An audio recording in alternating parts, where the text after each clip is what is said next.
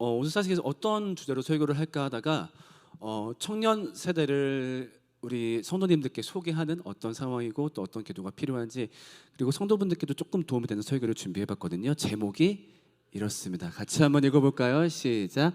예배하신 짝을 만날 수 있을까요? 네, 이게 바로 오늘의 주제입니다. 네, 딱 봐도 어떤 게 메인 토픽이 될지 보이시죠? 바로 결혼에 대한 이야기를 하려고 합니다. 어때요? 결혼 단어를 들으면 좀 뭔가 설레는 느낌이 있지요. 참고로 제가 혹시 결혼 몇 년 차일까요? 제가 횟수로 결혼 제가 올해 12년 차가 됐어요. 네, 제가 벌써 그렇게 됐더라고요. 제가 2012년 4월 28일 이충무공 탄신에 결혼을 해가지고요. 그때 제가 24살 때 결혼을 했어요. 엄청 빨리 결혼했죠. 결혼해가지고 벌써 지금 제가 35이니까 횟수로 12년이 되었어요. 그래서 결혼을 떠올리면은 역시 제 인생이 바뀌었던 케이스이고, 누구한테도 권장할 수 있는, 그리고 굉장히 설레는 기억이 있는, 그게 바로 저한테는 결혼이라는 사건이에요. 아내가 듣고 있거든요. 자, 근데 이 결혼을 떠올릴 때 사실은 요즘 청년들한테는 사실 이 단어가 굉장히 중압감으로 다가오기도 해요. 결혼했을 때 마냥 좋고 설레고 와, 이게 아니라 결혼 딱 들었을 때 뭔가 여기 그림처럼 뭔가 묵직한 걸 진 느낌인 거죠. 왜 그럴까요? 워낙 결혼이 쉽지 않으니까. 그렇죠? 뭔가 좀 결혼도 인생의 하나의 과제가 된 것 같고, 이거를 참 성공하기도 하고 실패하기도 하는 사례들을 보면서, 야, 결혼했을 때 내가 잘할 수 있을까? 그리고 잘못하면 어떡하지? 혹은 못하면 어떡하지? 이런 고민들을 안겨주는 단어가 되어 버렸어요. 그래서 이런 상황 가운데서 청년들에게 힘을 주기 위해서 이제 이런 말을 할 때가 종종 있단 말이죠. 어떤 말을 할 때가 있을까요? 열심히 기도하면 예비하신 짝을 만날 수 있다. 그렇죠? 그래서 보통 이런 말의 근거가 되는 말씀이 이 사건인 것 같아요. 누굴까요? 이삭하고 리브가의 만남이죠. 그래서 하나님이 이삭에게 예비하셨던 짝 리브가를 만나는 모습을 통해서 우리도 하나님이 예비하신 짝이 있고 열심히 기도하면 그 짝을 만날 수 있다라고 말을 합니다. 자, 그래서 이 말씀이 뭐 적용이 옳고 그른가 그거는 조금 차치해 두고서요, 일단은 현실적인 이야기를 조금만 먼저 해보려고 해요. 자, 요즘 결혼 많이 하나요? 적게 하나요? 네, 그냥 우리가 막연하게 그건 알고 있는데 제가 그래프를 한번 준비해봤거든요. 인구 1000명당 혼인 건수를 통계청에서 나타낸 적이 있어요. 그러니까 그 한 해에 인구 1000명당 얼마나 결혼했냐, 이걸 보면은 혼인이 증가하는지 감소하는지 알 수 있죠. 1990년에 인구 1000명당 11명이 결혼했다고 합니다. 1990년에. 그랬다가 점점 감소가 시작이 되죠. 2000년대에는 9번까지 떨어지고, 그 다음에 2010년 얼마까지 떨어졌을까요? 7건까지 떨어졌습니다. 그랬다가 바로 작년이죠. 2022년에 얼마큼 떨어졌을까요? 2022년에는 4, 정확하게 말하면 3.6건까지 떨어졌어요. 1000명당. 사실 우리가 2012년 하면 그렇게 먼 옛날이 아니잖아요. 근데 10년 전에 비해서 결혼 횟수가 절반이 됐어요. 그 전 1990년대에 비하면 거의 3분의 1 수준으로 떨어졌죠. 그렇다 보니까 참 놀라운 지표가 있어요. 30대 미혼율. 여러분, 옛날에 1990년대 기준으로 30대 중에서 결혼을 안 한 사람이 몇 프로였을까요? 결혼 안 한 사람 진짜 적었다고 하더라고요. 그때 정확하게 말하면 여기 보니까 9.7% 나오는데, 그러니까 10%. 10명 중에 9명은 다 결혼한 거죠. 30대 10명 중에 9명. 그렇죠? 자, 그런데 문제는 2022년도에 30대 미혼율이 몇 프로였을까요? 근데 대충 예상해 보실래요? 몇 프로나 될까요?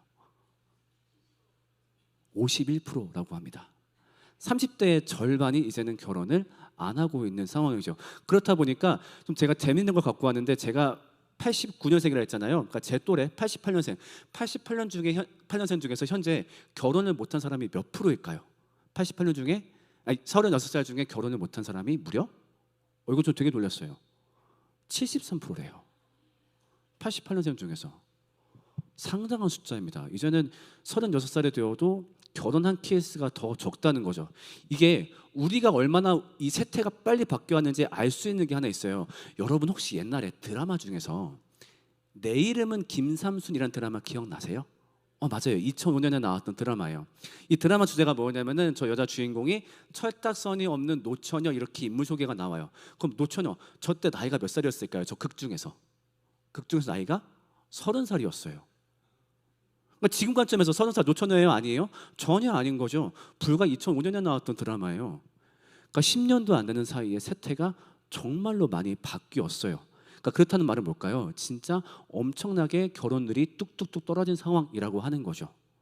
그렇다면 정말로 크리스찬 청년들은 이 폭풍을 피할 수 있을까요? 결혼을 못한다라는 어떤 결혼하기 힘들다라는 세태가 정말 폭풍처럼 불고 있어요. 그 와중에 크리스찬 청년들은 정말로 여기서 피할 수 있을까요? 하나 질문을 더 던져서 정말로 기도하면 짝을 무조건 만날 수 있을까요? 저 어때요? 짝을 만날 수 있을까요, 청년들? 아멘 해야지. 아멘 해야지. 아, 헤이 참. 넌 남자친구 있잖아. 자, 네, 그렇다 보니까 사실은 솔직히 말하면요, 오늘 얘기는 여기에 대한 대답을 하려고 하는 게 아니에요. 제가 오늘 여러분께 던지고 싶은 주제는 뭐냐면요, 결혼이라는 재밌는 소재로 이야기 시작했지만 사실은 이 문제를 얘기해 보려고 해요. 정말로 과연 기독교인들은 기도로 모든 문제에서 벗어날 수 있을까요? 네, 우리가 이 말을 그냥 쉽게 그렇다라고 할 때가 있는데, 문제는 그렇지 않은 현실을 종종 만날 때라고 하는 거죠. 왜냐하면 성경 속에서도 하나님을 열심히 믿지만 삶의 고통을 겪는 사람들을 굉장히 많이 만나볼 수 있거든요. 예를 들면 누구 있을까요? 엘리야 선지자를 먼저 예를 들 수 있을 것 같아요. 엘리야 선지자, 하나님의 말씀을 받고서 무려 400대 1로 맞짱을 떠서 이기고, 그 다음에 450대 1로 맞짱을 떠서 이겼어요. 하나님은 정말로 잘 따르고 승승장구하겠죠? 아니요. 나중에 엘리야는요, 오늘날 관점에서 보면은 공황장애와 불안장애가 심하게 왔어요. 그래서 그 나무 밑에서 하나님한테 죽여달라고 말을 하죠. 선지자가 하나님께 죽여달라고 말을 하는 건 절대로 보통 레벨의 말이 아니에요. 진짜로 죽겠다. 어찌 보면은 자살 시도나 마찬가지인 거죠. 하나님을 믿지만 그런 삶의 풍파를 겪게 된 거죠. 그 다음에 누가 있을까요? 바울. 네, 가장 많은 책을 저술한 바울. 인생의 말년이 너무너무 비참했어요. 원래 정말로 잘 나가는 청년이었어요. 진짜 잘 나가는 유대 청년. 가말리엘의 수제자. 오늘날 말로 하면 뭘까요? 뭐 서울대학교 석좌 교수의 조교수라고 할 수 있을까요? 너무너무 잘 나갔던 사람이 예수님 만나고서 인생이 바닥으로 떨어졌어요. 매 맞고 쫓겨다니고, 그랬다가 맨 마지막에 어떻게 했어요? 그 모든 시련을 하나님이 높여주셨어요? 아니요. 그냥 로마에서 처형당하고 끝났어요. 그러니까 이런 거를 보았을 때 우리가 어떤 삶을 살면서 이 땅으로부터 오는 고통을 피할 수 없는 게 사실인 것 같아요. 왜 그럴까요? 저는 문제의 원인을 이렇게 얘기합니다. 이 세상이 깨어졌기 때문이다라고 생각을 하거든요. 여러분, 오늘날 우리가 살고 있는 지금 이 세상이 깨어졌을까요? 어떻게 생각하세요? 네, 저는 깨어졌다고 생각을 해요. 제가 불과 어제 긁어온 뉴스들이에요. 제가 일부러 자극적인 날만 고른 게 아니라 그냥 어제 보이는 뉴스들을 제가 몇 개 골라와 봤거든요. 첫 번째, 구독자 25만을 가지고 있는 유명 여성 BJ. BJ 뭔지 모르시죠? 그냥 이렇게 방송인 이렇게 생각하시면 돼요. 유명 여성 방송인이 캄보디아에서 시신으로 발견, 작년 말 활동 중단. 알고 봤더니 캄보디아 여행 갔다가 어떤 그 병원에 갔는데 중국인 의사 부부한테 목숨을 잃었다라고 해요. 그게 어제 뜬 뉴스예요. 자, 그 다음에 그 다음 거 괜히 가져온 것 같아요. 좀 띄우기가 싫은데. 미성년자 2딸 상습 성추행한 아버지 구속.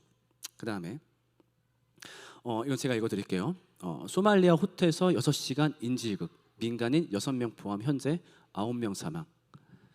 자, 이 세 가지 뉴스가요, 제가 뭐 이렇게 자극적인 날을 고른 게 아니라 그냥 모두 어제 떴던 뉴스들을 제가 긁어온 거예요. 여러분, 오늘의 세상이 정상적일까요? 아니요. 저는 완벽히 깨어졌다라고 생각을 해요. 세상에 창조주가 있다라고 한다면은 이런 세상을 만들진 않았을 것 같아요. 굳이. 그렇잖아요. 이 세상을 보면은 죽음이란 게 존재해요. 세상에 생명을 갖다 줄 수 있는 존재가 왜 굳이 죽음을 만들었을까요? 그리고 세상에 악함이 가득해요. 그 선하신 분이 뭐하러 악함을 만드셨을까요? 그걸 봤을 때 우리는 느낄 수 있죠. 지금의 세상이 뭔가 온전한 상태에서 깨어졌구나. 이건 뭔가 비정상이구나. 그걸 우리가 알고 수 있어요. 그럼 어떻게 그것이 깨어졌을까요? 인간이 하나님과의 관계를 끊었거든요. 하나님이 인간을 사랑해서 모든 정권을 주고 너 나와 함께 평생 사랑하며 살자라고 했는데 인간이 선악과를 먹었어요. 왜? 우린 당신이 필요 없어요. 내가 그 자리에 올라가고 싶어요. 그때부터 관계가 끊기면서 하나님으로부터 공급되고 있던 무엇이 생명과 선함이 끊기게 됩니다.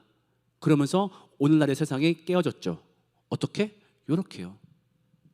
우리는 이런 뉴스가 매일매일 TV를 도배하는 세상 가운데 살고 있어요. 그리고 사실 우리도 언제 이런 뉴스의 주인공이 될지 모르는 게 현실인 거죠. 자, 그런 상황 가운데서 있다 보니 하나님을 열심히 믿어도 교회를 다녀도 이런 세상의 깨어짐으로부터의 고통을 피할 수 있다라고 장담하기는 어렵다라고 생각합니다. 특히 우리는 그것을 코로나 때 아주 잘 봤던 것 같아요. 자, 기독교 신문에 나왔던 기사 중에 하나거든요. 교단 파송 선교사들 코로나로 사망, 위독 환자도, 기도 절실. 하나님의 말씀을 전하러 떠난 선교사님들 또한 이 세상의 깨어짐 때문에 사망을 경험하기도 하는 거죠. 이분들이 하나님을 열심히 믿지 않아서 이렇게 됐을까요? 기도를 열심히 하지 않아서 병에 걸렸을까요? 아니요, 그것과 무관하게 우리가 이 깨어진 세상을 살다 보면은 어쩔 수 없이 세상의 풍파를 우리도 경험해야 되는 것 같아요. 그리고 여기에 대해서 성경의 저자들도 굉장히 안타깝게 부르짖고 있어요. 같이 말씀 한번 함께 읽어보겠습니다. 시작. 또 내가 해 아래에서 보건대 재판하는 곳 거기에도 악이 있고 정의를 행하는 곳 거기에도 악이 있도다. 솔로몬이 갑갑함에 가슴을 치면서 얘기하는 거죠. 이게 세상이 맞는지 모르겠다. 내가 해 아래 모든 세상을 봤는데 세상에 똑바로 재판해야 되는 곳 거기에도 악이 있고 정의를 행해야 될 곳 거기에도 악이 있더라. 이 세상에 깨어졌더라. 우리는 그 속에서 살아야 되더라. 여기에 대해서 안타깝게 부르짖고 있죠. 10편 말씀을 볼까요? 같이 한번 읽어볼게요. 시작. 여호와여. 네, 안타까움에 반복하죠. 여호와여, 악인이 언제까지 계가를 부르리이까? 사실 이런 절규가 담긴 내용들은 시편뿐만이 아니라 선지서 곳곳에서 찾아볼 수 있어요. 하나님, 왜 주를 따르는 사람들이 승승장구하지 못하고 세상에 불공평과 악이 넘칩니까? 거기에 대한 답은 딱 하나죠. 인간이 깨어진 세상을 선택했기 때문에. 그래서 우리는 그 세상 가운데 살 수밖에 없는 것 같아요. 그렇다 보니까 우리는 세상을 살면서 뭘 경험할 수밖에 없어요? 경쟁과 갈등과 다툼을 경험하면서 살 수밖에 없는 거죠. 자원은 한정적이고 사람은 많고, 근데 그 각 사람 다 그 안에 악함과 욕심이 있어서 가진 방법을 가리지 않고서 성공을 위해 달려가다 보니까 당연히 실패자가 나올 수밖에 없는 구조이죠. 이미 우리는 사회에서 그런 시스템들을 많이 점검해 봤어요. 일단 뭐가 있었나요? 대입에서 기도 열심히 하면은 원하는 대학에 다 붙나요? 자, 청년들 뭐 대입 겪은 지 그렇게 오래 안 됐으니까 어때요? 여러분들은 정말로 원하는 학교에 다 들어갔었나요? 만약에 못 들어갔다면 그건 여러분의 신앙 때문일까요? 그치, 그래야지. 네, 이런 거 우리가 정말 날마다 경험을 하고 있어요. 그 다음에 취업도 보자고요. 옛날에 청년 실업이 심각하다라고 얘기했을 때가 청년 실업이 30만 명이었던 걸로 기억해요. 10년 전쯤에. 지금 현재 청년 실업 인구 몇만 명일까요? 50만 명입니다. 2022년 통계가 나왔어요. 50만 명. 역대급으로 심각한 구직난을 겪고 있어요. 이런 상황 가운데서 열심히 기도하고 노력하면은 모두가 좋은 직장 갈 수 있어요 라고 말할 수 있을까요? 그렇게 말하기 너무 어렵다고 생각을 해요. 왜냐하면은 지금 사회 자체가 깨어진 구조이기 때문에. 결혼을 왜 못할까요? 청년들이 게을러서, 노력하지 않아서? 일단 제 여러 가지 이유가 있겠지만은 이 얘기를 안 할 수가 없을 것 같아요. 결혼 비용 문제. 결혼 비용이 원래 비쌌어요. 2015년 조사했을 때 2억 3천이었거든요. 2023년 통계가 나왔어요. 같은 기구에서 조사한 겁니다. 얼마로 늘었을까요? 불과 7년 사이에 3억 3천으로 늘었습니다. 왜요? 집값이 엄청나게 올랐거든요. 이런 상황이다 보니 당연히 결혼을 망설일 수밖에 없고 결혼 나이가 늦어질 수밖에 없고 그 와중에 결혼을 하지 못하는 일도 발생하죠. 물론 청년 따라서 나는 그냥 결혼 안 할 거야를 선택한 사람도 있지만 사실 많은 경우 너무너무 결혼하고 싶지만 그 여건이 안 돼서 사람을 만날 상황이 안 돼서 직장에서는 야근하느라 사람 만날 시간도 없고 점점 사회는 폐쇄적이어져 가고 사실 그렇잖아요. 사람이 인간관계를 가장 잘 넓힐 수 있는 시기가 몇 살 때냐면 중고등학생 때예요. 근데 우리 중고등학생 때 뭐 했어요? 야자했어요. 사람들이 인간과의 관계를 키우고 있을 때 우리는 글자와의 관계를 키워왔어요. 그렇다고 공부를 딱히 잘하는 것도 아니기도 하지만요. 그렇다 보니까 성인 되어서 갑자기 사람을 만나래요. 왜 넌 사람을 못 만나냐요. 아니 그 좋은 시기를 다 저는 혼자 보냈었는데요. 이제 와서 나보고 사람을 만나라고? 갑자기 사회가 나를 발로 뻥뻥 내보는 거죠. 그래서 결혼뿐만 아니라 그래서 우리는 여러 가지 삶의 비극의 주인공이 될 수도 있습니다. 그렇죠? 지금 얘기했던 결혼, 취업뿐만 아니라 교회를 다니는 사람도 아플 수 있고요. 교회를 다니는 사람도 인간관계에 실패할 수 있고 여러 가지 문제 겪을 수 있습니다. 그런데 그 와중에 만약에 누군가가 이런 말을 한다면 열심히 기도하면 다 극복할 수 있어요. 열심히 기도하면 건강하게 살 수 있어요. 만약에 누가 이렇게 얘기한다면은 아마 굉장히 많은 사람들이 상처를 받게 될 겁니다. 그리고 실제로 이런 상처 때문에 교회를 떠나는 경우도 많이 있지요. 제가 옛날에 읽었던 신문 사설 중에서 기독교 신문 사설이었는데 그런 내용이었어요. 제목이 뭐였냐면은 승자들의 교회라는 제목이었어요. 그게 무슨 말이냐? 교회 생활을 할 때 일정 나이가 지나면은 교회에는 패자가 남아있기 너무 힘들다라고 하는 거예요. 그러니까 가정도 잘 일구어야 되고 직장도 좀 번듯해야 되고 삶에 별 문제가 없어야 돼. 그래야 교회를 나올 수 있어. 왜냐하면은 교회에서 여러분 잘 믿으면 성공할 수 있어요. 잘 믿으면 취업할 수 있어요. 잘 믿으면 결혼할 수 있어요. 이렇게 하다 보니까 만약에 내 삶에 어떤 실패가 있을 때는 그 삶의 실패도 너무너무 힘든데 교회 나왔더니 신앙마저 안 좋은 사람으로 비춰지게 된다는 거죠. 에이, 얼마나 기도를 안 했으면. 이미 살면서 그 고통도 너무너무 힘든데 특히 그때가 언제 많이 발생하냐면요, 고3 친구들한테 진짜 많이 발생해요. 이 친구들 모아놓고서 너네 기도하면 좋은 데가 갈 수 있을 거야, 갈 수 있을 거야. 수능을 봐요. 대학에 합격한 사람들은 금이 환영해요. 이러고 교회로 돌아와요. 근데 대학에 떨어진 사람들은 교회를 못 나와요. 왜? 자기는 바깥에서 실패자가 되었을 뿐만 아니라 이제 교회에 오면 또 실패자가 되어야 되거든요. 그렇다 보니까 그 사람들은 다 빠지고 교회에는 그럴듯한 사람만 남아있는 거죠. 그러니까 뭐라고 말할 수 있어요? 믿으면 다 성공할 수 있습니다. 자, 근데 그걸 정말로 복음이라고 말을 할 수 있을까요? 오히려 복음은 가난하고 연약하고 어린 고아와 과부들에게 선포된 게 복음인데 어느샌가 우리는 승자를 위한 복음을 즐기고 있는지도 모른다, 그런 생각이 들었어요. 자, 그렇기 때문에 우리가 기도하면 모든 문제를 극복할 수 있나요? 라는 질문 앞에서 저희는 세 가지를 떠올려 보아야 된다고 생각합니다. 첫 번째, 뭘 떠올려야 될까요? 같이 한번 읽어볼까요? 시작. 여러분의 실패는 여러분의 신앙 탓이 아닙니다. 네, 이걸 꼭 기억하시면 좋겠어요. 사실은요, 어떤 목회 전략적으로는요, 이런 말을 하는 게 별로 도움이 안 돼요. 솔직히 뭐가 더 도움되는 줄 아세요? 그냥 당당하게 여러분 믿으면요 무조건 다 성공할 수 있습니다, 이렇게 얘기하는 게 목회 전략적으로 더 유리해요. 왜 그럴까요? 한 5명 모아놓고 이런 얘기하는 거죠. 그러면 그 중에 한 명은 성공하거든요. 그러면 저는 이 사람을 보고서 거봐요, 할 수 있잖아요, 이렇게 얘기하면 돼요. 그럼 나머지 4명은 어떡하냐고요? 간단한 말이 있어요. 뭐라고 얘기하면 돼요? 기도 열심히 안 했나 보지. 당신 탓이야. 봐봐, 근데 여기 한 명 성공했잖아. 근데 당신도 왜 성공 못했어? 이 사람은 기도를 열심히 하고 당신은 기도를 안 했나 보지. 이렇게 얘기를 해버리면은 오히려 저는 더 담대한 설교자가 될 거예요. 근데 저는 그렇게 못하겠어요. 왜냐면은 자신의 탓이 아닌 이유로 자신의 삶을 비관하는 사람들을 너무 많이 봤거든요. 그 다음에 교회에서 이런 승자들만 데리고 와서 어때? 너희들도 성공할 수 있어? 그 다음에 이 사람을 비밀로 또 수많은 사람을 모아요. 또 얘기해요. 여러분도 기도하면 성공할 수 있어. 이렇게 승자만 남아요. 전 이게 너무너무 비참한 일이라고 생각을 해요. 그래서 제 시선은 조금 더 실패한 사람들에게 머무르게 되더라고요. 세상에 실패할 일이 얼마나 많은데, 근데 이분들이 너무너무 안쓰러운 게 아까 얘기했던 대로 자신의 삶의 짐도 버거운데 스스로를 더 괴롭힐 때가 있어요. 내 탓인가 봐. 내가 왜 취업 못했지? 내가 왜 결혼 못했지? 정말 내가 열심히 기도를 안 해서 그런가 봐. 근데 이 문제는 제가 봤을 땐 청년들에게만 국한된 문제는 아니라고 생각이 듭니다. 그 이상의 나이대가 되어서도 삶에 성공과 실패가 갈리는 순간들이 많이 있죠. 근데 그 순간들 앞에서 어떤 실패를 마주했을 때 자신의 상황뿐만 아니라 자신의 신앙까지 비관하시는 분들을 너무너무 많이 보게 돼요. 작년에 저희 이모에게 굉장히 가슴 아픈 일이 벌어졌어요.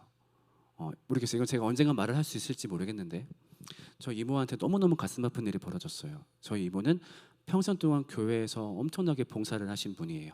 평생 동안 정말 일주일에 거의 7일 다 교회 가신 분이에요. 근데 저희 이모한테 너무너무 가슴 아픈 일이 벌어진 거예요. 근데 그랬을 때 이 이모가 제일 힘들었던 거는 그 일 자체의 힘듦도 있지만 너무너무 혼란스러워지신 거예요. 내가 뭘 잘못했나? 분명히 기도 열심히 하면 하나님이 내 삶 지킨다고, 내 삶이 잘 된다고 했는데 나한테 왜 이런 일이 벌어졌지? 내가 기도를 더 하지 않아서 이렇게 됐나? 저한테 붙잡고 그러는 거예요. 성진아, 내가 뭘 잘못한 걸까? 그런 것들을 보게 되기 때문에 제가 함부로 여러분 기도하면 성공할 수 있어요, 기도하면 다 될 수 있어요, 그렇게 전 차마 말을 못하겠어요. 저는 그렇게 말을 하고 싶어요. 여러분 탓이 아니라고. 우리는 깨어진 삶을 살면서 세상의 안타까움을 경험할 수밖에 없고 세상의 실패를 경험할 수밖에 없어요. 그런데 그 모든 실패가 신앙 때문에 왔다라고 저는 절대 말할 수 없다고 생각을 해요. 그렇기 때문에 그 상황도 힘든데 여러분의 신앙까지 힘들게 만들지 않으면 좋겠어요. 이것이 첫 번째고요. 그 다음 우리가 두 번째 기억해야 될 사실이 있어요. 같이 한번 읽어볼게요. 시작. 여러분의 성공은 여러분의 신앙덕이 아닙니다. 네, 좀 위험한 말인가요? 만약에 이 세상의 불공평함 때문에 우리가 실패할 수 있다라고 얘기한다면 그 반대도 마찬가지일 거예요. 우리는 이 세상의 불공평 때문에 성공하기도 해요. 예를 들면 제가 지지난주에 라오스를 갔다 왔습니다만 우리가 라오스 사람들보다 조금 더 잘 사는 이유가 뭘까요? 불공평하게 좋은 나라에 떨어졌어요. 공평하지 않았어요. 그 사람들은 불공평하게 그 나라에 떨어졌어요. 엄청나게 저임금에 시달리면서 살고 있더라고요. 맞아요. 그걸 인정해야 돼요. 우리의 모든 성공은 우리의 신앙 덕분이 아니에요. 그런데 여기에 대해서 우리가 말로 범죄하게 된다면 저는 그건 정말로 큰일이라고 생각을 합니다. 아까 우리가 처음에 말했던 그 말을 한번 떠올려 보자고요. 저 열심히 기도했더니 좋은 짝 만났어요. 내가 결혼을 했다고 교회에 와서 그렇게 말을 하는 거죠. 여러분 저 여기 짝 만났어요. 여러분도 기도하면 좋은 짝 만날 수 있어요. 그러면은 그 말을 듣고 있는 짝을 만나지 못한 사람들의 마음은 어떨까요? 여기가 새카맣게 타들어갈 거예요. 열심히 기도했더니 서울대 갔어요. 열심히 기도했더니 하버드 갔어요. 그러면은 고3들의 마음은 새카맣게 타들어가겠죠. 절대 기독교라는 종교가 그것을 보장해 주는데 본질이 있지 않음에도 이렇게 쉽게 입으로 범죄하는 일 때문에 많은 사람들이 상처를 받고 있어요. 그렇기 때문에 우리가 혹시라도 이 불공평한 세상 가운데 성공을 거두고 수혜를 받았다라고 한다면은 그 다음부터는 우리의 입술을 조심해야 된다라고 생각을 해요. 그래서 제가 좀 아쉽게 보는, 좀 안타깝게 보는 축구 선수 한 분이 있어요. 아마 아실 수도 있을 것 같아요. 제가 이름은 차마 얘기할 수 없지만 유명한 축구 선수 가운데 그 집사님 한 분이 계시죠. 그분이 종종 간증을 할 때가 있는데 그분이 이제 간증 집회 때 이제 이런 말을 하는 걸 들었어요. 이런 말씀을 종종 하시거든요. 그분이 아마 정황상 누군지 아실 것 같아요. 이제 월드컵이 끝나고 해외로 나가가지고 승승장구하는 생활을 하다가 한국에 돌아왔죠. 그래서 간증 집회에서 마이크를 잡고 그렇게 얘기를 해요. 하나님이 저를 유럽에 보내셨어요. 그러니까 여러분도 할 수 있어요. 과연 그럴까요? 이 말은 정말 냉철하게 분석해 볼까요? 과연 축구 선수 중에 이분처럼 신앙 가지지 않고 이분처럼 노력한 사람이 없었을까요? 근데 모두가 이분처럼 성공하진 않았단 말이죠. 왜냐면요, 사람들마다 불공평한 운이 각자 다르거든요. 왜냐하면 이분은 너무 수혜자였어요. 자신의 몸이 한창 전성기였을 때 우리나라에서 월드컵이 열렸거든요. 이런 수혜를 받는 사람이 몇이나 되겠어요? 그런데 거기에 대해서 생각하지 않고 아니에요, 믿으면 다 돼요, 신앙이면 다 돼요 라고 말을 했을 때 그것 때문에 상처받는 사람들은 굉장히 많단 말이죠. 제가 아는 분 중에 핸드볼 선수가 있어요. 핸드볼 선수. 우리나라 핸드볼 리그에서 MVP라는 선수거든요. 연봉을 얼마 받을까요? 연봉을 1년에 겨우 5천만 원 정도 받아요. 1년에 5천만 원. 우리나라 챔피언인데. 왜냐하면 핸드볼 그 시장이 너무너무 적으니까. 그렇다면 과연 그분은 저 축구 선수보다 노력을 안 했기 때문에 더 그 비참한 삶을 살고 있는 걸까요? 그렇지 못해요. 그분 지금 나이가 38인데 지금도 은퇴를 못해요. 왜요? 은퇴하면 거의 굶어 죽거든요. MVP라고 하더라도. 우리는 그렇게 불공평한 삶을 살고 있어요. 그런 와중에 내 성공을 자랑한다, 믿으면 다 돼. 물론 그것들이 나의 노력 대신 하나님을 높이는 장점은 있을 수 있겠지만 공동체에서 말할 때 굉장히 조심해야 된다고 생각해요. 내가 했으니까 너도 할 수 있어, 이게 바로 당연한 거야 라고 했을 때 상처받는 사람들이 분명히 등장한단 말이죠. 자, 그렇다면 아까 우리가 보았던 이 이삭과 리브가 사건은 어떻게 보아야 될까요? 이 사건 역시 이삭이란 사람에게 벌어진 특수한 일로 해석하는 게 맞는 것이죠. 이 본문이 성경이 말하는 결혼의 기본 원리를 말한다라고 볼 수 없을 거예요. 왜냐하면 성경에 이렇게 결혼하지 않은 사람도 진짜 많거든요. 성경에 독신으로 그냥 죽은 사람도 있어요. 누구예요? 우리가 잘 알고 있는? 네, 맞아요. 아까 얘기했던 바울이라든가 심지어 성경의 호세아라는 사람은 결혼 생활이 어땠어요? 하나님이 명령하셔가지고 창녀와 결혼을 했어요. 성경적인 결혼? 이라고 할 수 없을 거예요. 그렇죠? 결코 일반화될 수 없는 사실 가지고 우리가 입으로 범죄하면 안 되는 거죠. 그런데 간혹 내 성공을 가지고 어깨가 올라가서 우리는 입으로 범죄할 때가 종종 있는 것 같아요. 절대 그래서는 안 되겠죠. 그리고 마지막 세 번째 사실을 기억하려고 합니다. 같이 한번 읽어볼게요. 시작. 교회 공동체 안에 성공과 실패가 공존해야 됩니다. 자, 이 말은 무슨 말일까요? 자, 그럼 세상이 불공평하니까 하나님은 거기에 대해서 그냥 방관하신다?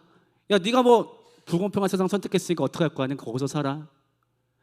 저는 하나님이 그 실패를 극복할 수 있는 방법을 분명히 주셨다라고 생각해요. 그건 무엇일까요? 바로 교회 공동체라고 생각을 해요.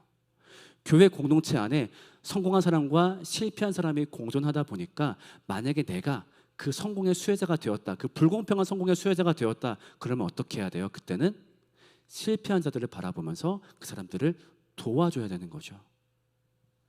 실질적인 도움을 주면서 교회 안에 그 성공과 실패가 함께 합력을 이루어서 서로의 상처를 보듬고 아픔을 보듬어 갈 수 있는 그런 공동체가 교회가 되어야 된다고 생각합니다. 왜냐하면요, 이게 바로 예수님이 세상을 돌본 방식이었거든요. 예수님이 이 땅에 오셨습니다. 그 다음에 병자를 치료했어요. 근데 재밌는 거는 그러고 나서 세상에 병자가 다 없어졌나요? 아니면 하다못해 예수님이 오셨던 그 시기에 온 지구의 병이 없어지기라도 했나요? 그렇지 않았어요. 예수님이 오시고 나서도 여전히 병자는 존재하고 여전히 가난한 사람은 존재해요. 그럼 여기에 대한 케어를 어떻게 맡기셨을까요? 바로 우리한테 맡기셨어요. 이제부터 너희가 그 일을 해야 된다. 왜? 이 일을 할 수 있는 성령님을 통한 감동을 우리한테 불어넣어 주셨거든요. 자, 같이 말씀 한번 읽어볼까요? 다 같이 시작. 하나님 아버지가 저 보시기에 깨끗하고 흠이 없는 경건은 고난을 겪고 있는 고아들과 과부들을 돌보아주며 자기를 지켜서 세속에 물들지 않게 하는 것입니다. 네, 이것이 우리에게 맡겨진 경건의 사명이다라고 하는 거예요. 만약에 내가 이 불공평한 세상 가운데 어떠한 수혜를 얻었다라고 한다면은 그것은 우리를 겸손하게 만드는 일일 거예요. 왜? 내가 노력한 것에 비해서 뭔가 불공평의 수혜를 얻었으니까. 그렇다면 그 다음 해야 될 일은 무엇일까요? 교회 안에 아직 성공을 거두지 못한 어려운 사람들을 살펴가면서 그 사람들을 도와야 되겠죠. 그 앞에서 내 성공을 자랑하는 게 아니라요. 아, 나 결혼 못했지? 난 결혼했다? 나 기도 열심히 했거든. 아, 취업 못했구나? 나 취업 성공했다? 나는 기도 열심히 했거든. 너도 할 수 있어. 너도 할 수 있어 라고 말은 하지만 사실은 그 말 이면에는 자신의 성공에다가 신앙적 당위성까지 더하는 굉장히 잔인한 말일 수 있는 거죠. 그래서 기도했더니 짝을 만났어요, 이런 말들 저는 굉장히 좀 위험하다라고 개인적으로 생각을 해요. 물론 그럼 하나님이 정말 기도해도 개입하지 않으시냐? 기도해도 말짱 꽝이냐? 전 그렇지는 않다고 생각을 해요. 분명히 하나님이 어떤 형태로 세상에 개입하실 때도 있다라고 생각이 들어요. 이렇게 세상이 아무리 어렵고 혼란스러워도 그 가운데 기도했을 때 누군가는 하나님의 특별한 도움을 받을 수 있을 거라고도 생각을 해요. 그렇다면 누가 언제 그 도움을 받느냐? 죄송해요, 그건 제가 잘 모르겠어요. 세상을 관찰하고 지켜봐도 하나님이 정말 어떻게 특별히 개입하신지 모르겠고, 솔직히 말하면은 일반적으로는 보통 우리도 세상의 원리 가운데 살아가더라고요. 병이 돌면 우리도 똑같이 아프고, 경제적 환란이 오면 똑같이 어렵고, 세상의 결혼이 어려워지면 똑같이 결혼이 어려워지는 것 같아요. 근데 이게 그냥 제 의견이 아니라요, 이게 성경의 의견이에요. 모르는 일을 모르겠다라고 말을 하는 거. 같이 한번 읽어볼까요? 자, 욥기서에서 말씀하신 하나님의 말씀이십니다. 시작. 무지한 말로 생각을 어둡게 하는 자가 누구냐? 너는 대장부처럼 허리를 묶고 내가 내게 묻는 것을 대답할지니라. 내가 땅에 기초를 놓을 때에 내가 어디 있었느냐? 내가 깨달아 알았거든 말할지라. 이게 무슨 말일까요? 욥기에서 욥이 고난을 받습니다. 욥의 세 친구가 와서 욥을 약올립니다. 네가 뭔가 잘못했겠지, 약올 하니까 욥이 화가 나가지고 아니야, 내가 세상의 모든 이치를 다 알아, 이건 뭔가 잘못되었어, 막 얘기를 하니까 하나님이 마지막에 쾅 등장하셔서 욥한테 물어보는 거예요. 이 무식한 말로 생각을 어지럽힌 자가 누구냐? 욥, 그러면 네가 한번 내가 묻는 거에 대답해봐. 내가 세상을 창조할 때 네가 거기 있었느냐? 네가 나의 이치를 알고 있느냐? 내가 세상 모든 것을 다스리는데 어떤 일에 내가 개입하고 개입하지 않는지 네가 내 계획을 다 알고 있기라도 하냐? 이게 욥기의 메시지거든요. 우리는 하나님의 계획을 몰라요. 그러니까 그 앞에서 욥이 이렇게 겸손하게 고백하지요. 같이 한번 읽어보겠습니다. 시작. 무지한 말로 이치를 가리는 자가 누구니까? 나는 깨닫지도 못한 일을 말하였고 스스로 알 수도 없고 헤아리기도 어려운 일을 말하였나이다. 맞아요. 이게 우리의 겸손한 모습인 것 같아요. 우리는 몰라요.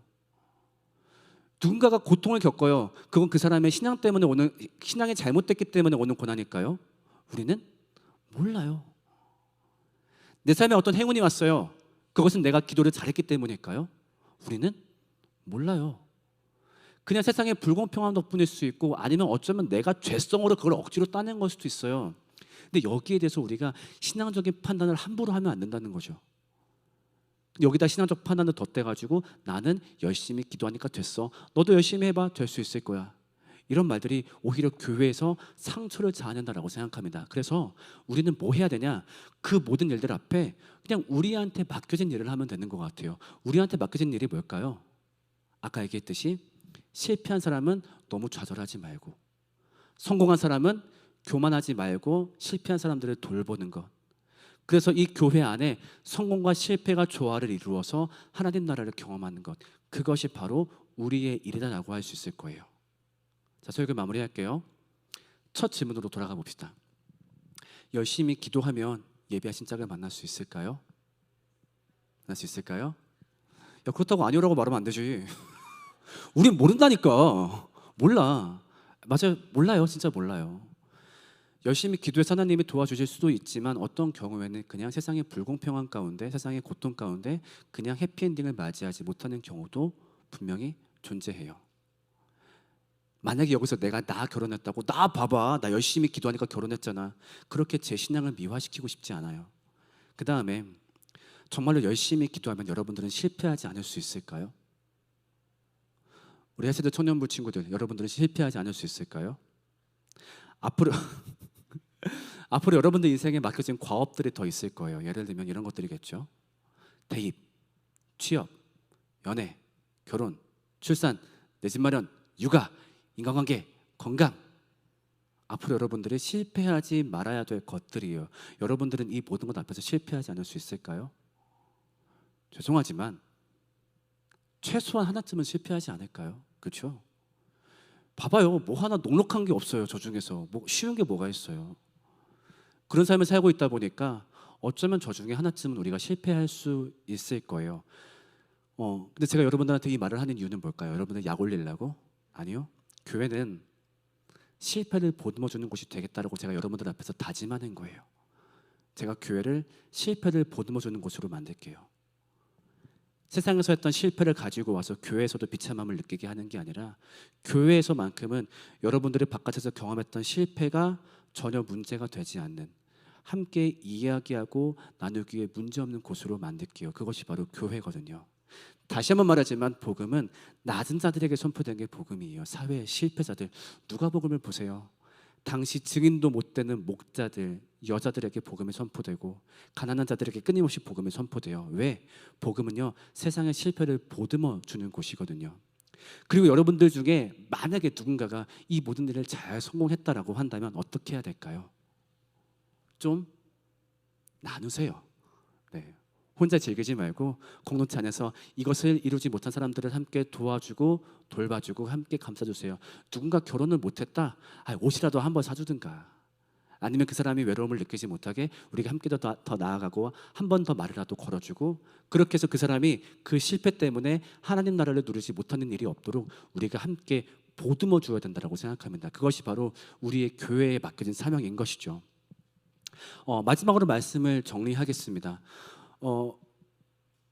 교회가 승자들의 무대가 되지 않으면 좋겠습니다. 분명히 교회는 실패한 자들의 곳이어야 되고, 때문에 내 성공 앞에서 하나님을 높이는 것, 그것은 너무너무 좋은 것이지만 원래 교회 다니면 다 성공해, 이런 말로 실패한 사람들의 마음을 찌르지 않으면 좋겠어요. 그리고 여러분들 중에 혹시나 어떠한 실패 앞에서 마음이 아프신 분들 계십니까? 그게 너무너무 힘드신 분들 계십니까? 아마 있으실 거라 생각이 들어요. 거기서 여러분들 스스로를 더 자책하지 않으시면 좋겠어요. 내가 교회를 열심히 안 나와서 그런가? 하나님을 열심히 안 믿어서 그런가? 아니요. 수많은 성경 인물들도 삶의 아픔을 경험했고 삶의 실패를 경험했어요. 그렇기 때문에 예수님이 오신 거고, 그렇기 때문에 교회 공동체가 생겼다라고 생각합니다. 그래서 이 교회에 나와서 여러분들 실패를 쏟아놓고 서로가 서로를 위로하고 하나님 말씀 가운데 힘을 얻는 삶이 되기를 주님의 이름으로 축원합니다.